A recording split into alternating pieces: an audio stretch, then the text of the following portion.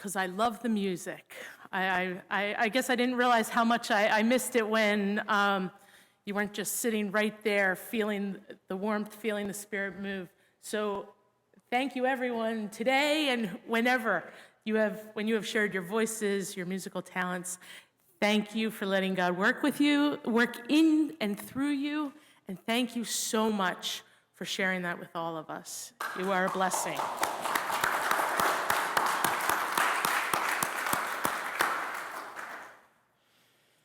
Hopefully by the end of this sermon, we'll all be able to say, I see Christ in those musicians. I hear Christ in those musicians. So over the past few months, we have been journeying through the book of Luke. We have had an intimate and engaging look into the life and ministry of Jesus of Nazareth. Our journey began at the manger as we celebrated the birth of Emmanuel, God with us. We waded in the waters of baptism and recall a voice saying to Jesus and to each of us, "This is my beloved. You are my beloved." We journeyed along with Jesus as he told parables that spoke of God's love and healing and reconciliation for all, not just for certain folks of high social stature or a higher level of means in society or from the preferred side of the tracks or preferred political leanings, but love and healing and reconciliation for all. We had journeyed along a week we'd never forget, a week that began with Jesus processing into Jerusalem on a donkey, with his followers rejoicing along the way. And remember, in Luke's account, there were no palms on that day.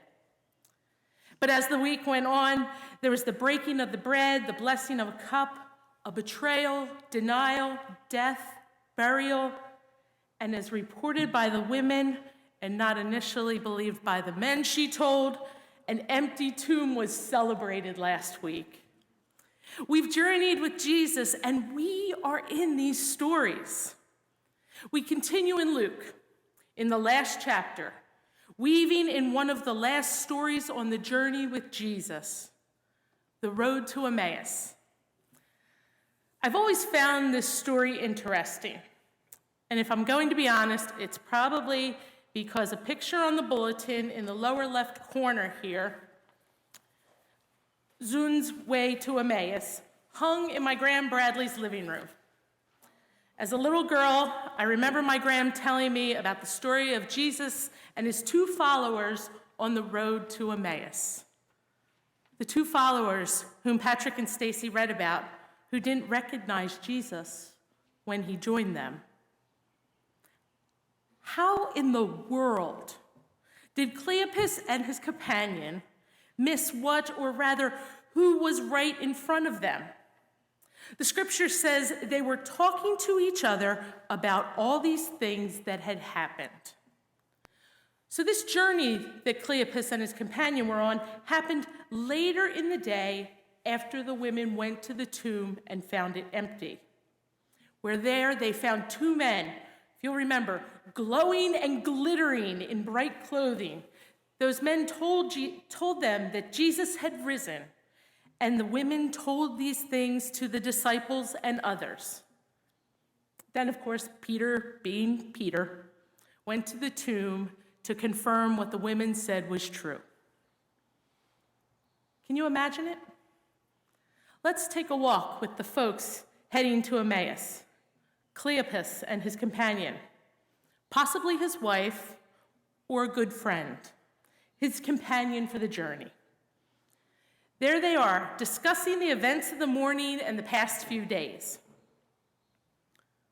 I can't believe it. I mean, come on. We were there. He died. They tortured him. There's just no way. Those women? Yeah, and even Peter. They must have been seeing things. But remember what he said? I mean, he did say he'd rise again. But really? I mean, how does that happen? And then someone joins them on their journey. inquiring of the topic of conversation. Seriously? Is there really anything else we could be talking about? This guy has no clue. Does he live under a rock? Fine. I'll fill you in, bud. Jesus of Nazareth, the one who was powerful, challenging the religious and political systems of the day. He was shaking things up in Jerusalem and all around. He sought healing and reconciliation for people. He cared about everyone, even and especially those on the margins. For him, there really wasn't a margin. Everyone was in. And they killed him, beat, tortured, and crucified him. And then he was put in a tomb. And let me tell you, this is where it gets crazy. All this happened about 3 days ago. But this morning, some of his followers went to the tomb. And you won't believe it. They said the tomb was empty. That's what we're talking about. And Jesus, probably in the best way that someone can call someone out, he calls them out. He says they are foolish and slow of heart and proceeds to set the record straight. He reiterates what he said, and he interprets what the prophets had said about the Messiah. But still, nothing. No recognition from Cleopas or his companion. Were they so wrapped up in their own conversation, their own feelings and struggles, that they could not see the Messiah right in front of them? Yeah, they were. The journey to Emmaus continued. They arrived, all three of them, to Emmaus. And then it happened. Jesus took the bread, blessed it, broke it, and gave it to them. Then their eyes were opened, and he was gone. Christ in their midst, along the way to Emmaus. They didn't see it, and then something familiar broke through their preoccupation of what was happening in their world. And for but a brief moment, they realized that Christ was in their midst. I think at this point, we have to take a moment and look at ourselves in this story.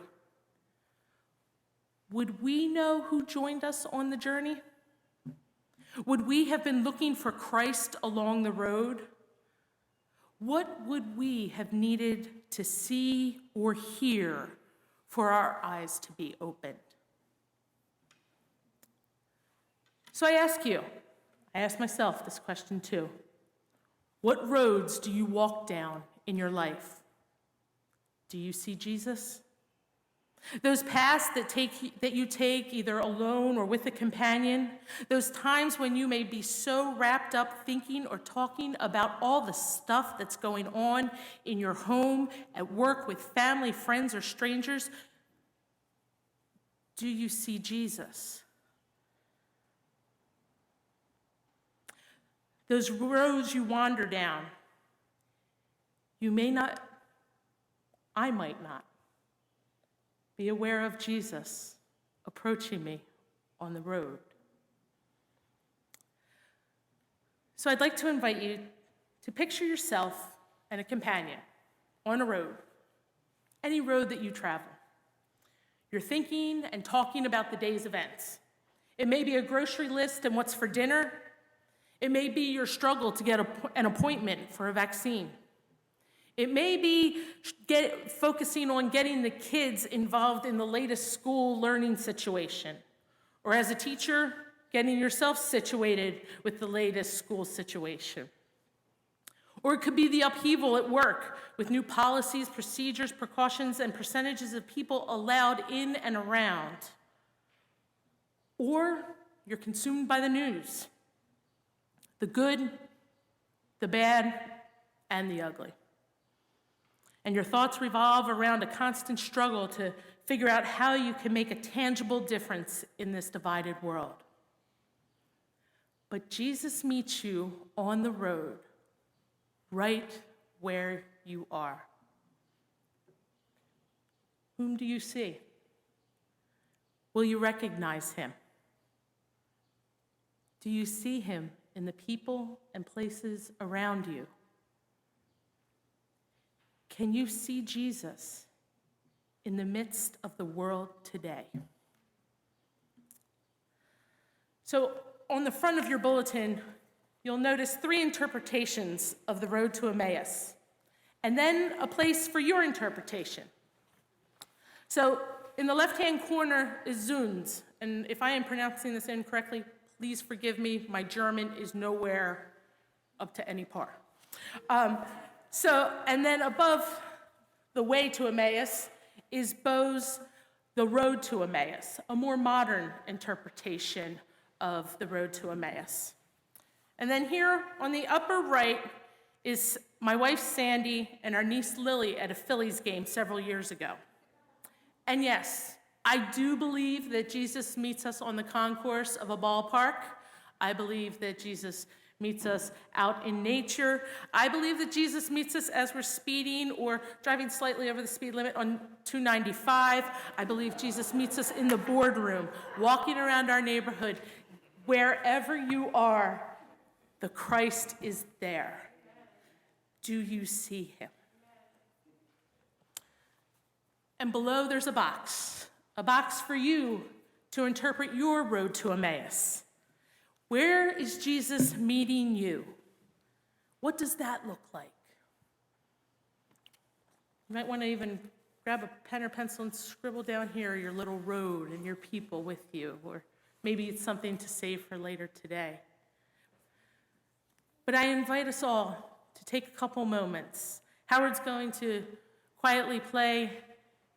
And as I said earlier, our homes sometimes aren't that quiet, and we need a place to reflect. So I invite you to take a couple moments, take a walk down the road. Who's with you on that road? What do you see? Do you see Jesus? Let us quietly reflect.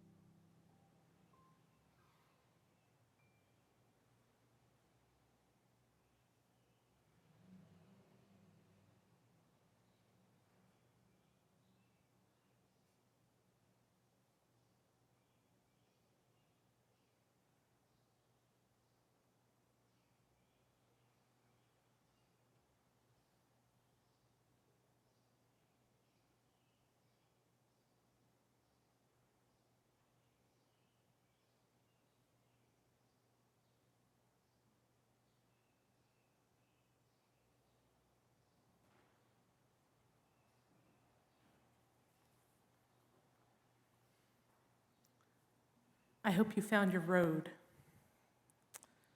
I hope you enjoyed the love and support of your companion. And I hope your eyes and heart and ears were open to the Christ along the way. But I also hope that along that way, you were Christ to another. It's another sermon for another day. But our song as we go out is about being Christ on the path to another. Being a presence of Jesus to another as needed along the path. So our little light's going to shine, and we are going to let God use us along the way, wherever it may take us. And may our eyes, our ears, and our hearts continue to be open to Christ.